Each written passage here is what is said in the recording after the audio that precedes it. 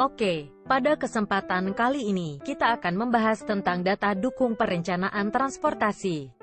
Biar lebih mudah diingat, saya singkat jadi Dadu Perencanaan Transportasi. Dadu perencanaan terdiri dari dua jenis data, yaitu data primer dan data sekunder.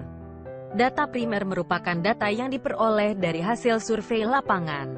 Contoh data primer yang berkaitan dengan proses perencanaan transportasi yaitu survei terkait tata guna lahan, survei terkait asal tujuan perjalanan, survei terkait lalu lintas, survei terkait angkutan umum, dan survei terkait keselamatan transportasi.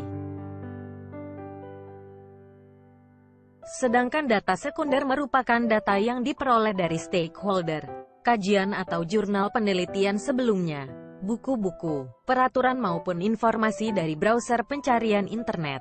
Kedua data ini akan dikolaborasikan saat melakukan perencanaan transportasi suatu wilayah.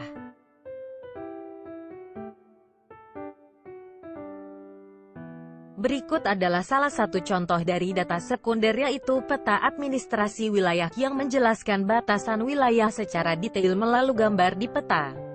Peta ini berfungsi untuk menentukan batasan wilayah kajian. Ada standar pedoman khusus dalam pembuatan peta karena unsur-unsur utama selain peta itu sendiri harus ada. Seperti judul peta, skala peta, legenda peta, inset peta, logo, arah mata angin, nama pembuat peta dan tahun pembuatan.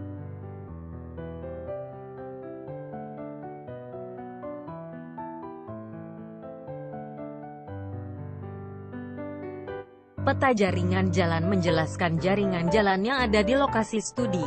Legendanya bisa disesuaikan dengan status jalan, fungsi jalan, maupun tipe jalan. Peta ini berfungsi saat dilakukannya analisa pembebanan perjalanan. Sedangkan peta jaringan trayek menjelaskan secara rinci rute angkutan umum yang beroperasi di lokasi studi termasuk titik simpul transportasinya. Peta ini biasanya digunakan saat akan dilakukan evaluasi terhadap jaringan trayek suatu lokasi. Peta guna lahan menjelaskan tentang fungsi guna lahan di daerah studi terdiri dari apa saja. Mayoritas lahan digunakan untuk apa? Titik-titik lokasi aktivitas ada di mana saja. Area sentral bisnis distrik ada di mana. Itu tergambar jelas dengan adanya perbedaan warna cakupan aktivitas di peta. Peta guna lahan harus selalu diperbaharui untuk mengetahui perkembangan wilayah suatu lokasi dengan melakukan survei tata guna lahan. Peta ini berfungsi dalam pembagian zona internal sesuai dengan fungsi guna lahan di daerah kajian.